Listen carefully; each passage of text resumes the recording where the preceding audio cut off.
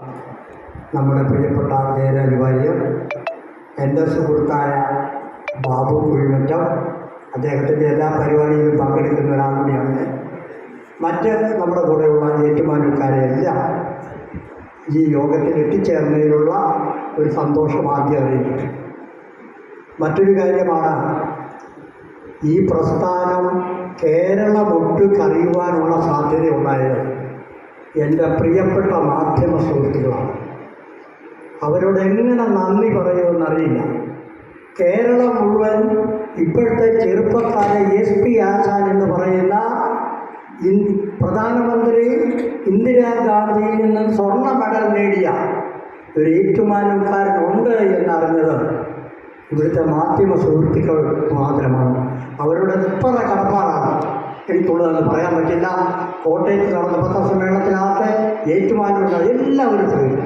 3 പ്രാവശ്യമൊക്കെ മലയാള മനോരമയും മാതൃഭൂമിയൊക്കെ എഴുതുക എന്ന് പറഞ്ഞാൽ SP ഞങ്ങളുടെ പിടിച്ചല്ല, SP ആശാനുള്ള ഒരു സൗഹൃദമാണ്. ഒരു കാര്യം കൂടെ പറയാം, നിങ്ങളൊക്കെ ശ്രദ്ധിക്കാത്ത ഒരു മാധ്യമം, സാധാരണക്കാരായ ആൾക്കാർ ഇന്നും കേൾക്കുന്നത് റേഡിയോ ആണ്. 7:30 മണിക്ക് അരമണിക്കൂറാണ് ഓൾ ഇന്ത്യ റേഡിയോ SP പറ്റി പറഞ്ഞു. എത്രമാത്രം വിശാലമായി നമ്മുടെ ഈ പരിപാടി കേരളം മൊത്തം വ്യാപിച്ചു എന്ന് ഉള്ളതിന് തെളിവാണ്.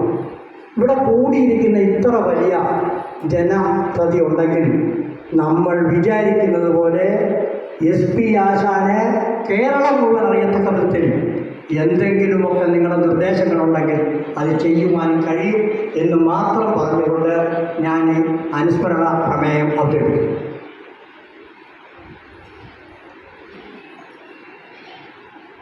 മലയാള ചലച്ചിത്രത്തെ അതുല്യ പ്രതിഭ SP പിള്ള നമ്മെ വിട്ടുപിരിഞ്ഞിട്ട് 39 വർഷം തികയുകയാണ്. ചെമ്മീൻ എന്ന സിനിമയിലെ മികച്ച അഭിനയത്തിന് ഇന്ത്യൻ പ്രധാനമന്ത്രി ശ്രീമതി ഇന്ദിരാഗാന്ധിയിൽ നിന്നും സ്വർണ്ണ മെഡൽ വാങ്ങി. ടാക്സി ഡ്രൈവർ എന്ന ചലച്ചിത്രത്തിലെ അഭിനയത്തിന് സംസ്ഥാന സർക്കാരിൻ്റെ 2ാമത്തെ നടനുള്ള അവാർഡ് നേടി. SP ആശാൻ എന്ന SP പിള്ള ഒരു വലിയ പരോപകാരിയായിരുന്നു, തികഞ്ഞ മനുഷ്യസ്നേഹിയായിരുന്നു. പൊതുജന രംഗത്ത് സക്രിയമായ ഇടപെടലുകൾ നടത്തിയിരുന്ന ഒരു വ്യക്തിയായിരുന്നു SP ആശാൻ. SP ആശാൻ്റെ അദ്ദേഹത്തിൻ്റെ ദീപ്ത സ്മരണയ്ക്ക് മുന്നിൽ ശ്രദ്ധാഞ്ജലി അർപ്പിക്കുന്നു. അദ്ദേഹത്തോടുള്ള ആദരസൂചകമായി എല്ലാവരും 1 മിനിറ്റ് എഴുന്നേറ്റ് നിന്ന് അദ്ദേഹത്തിനുള്ള ആ ശ്രദ്ധാഞ്ജലി അർപ്പിക്കണമെന്ന് അഭ്യർത്ഥിക്കുന്നു.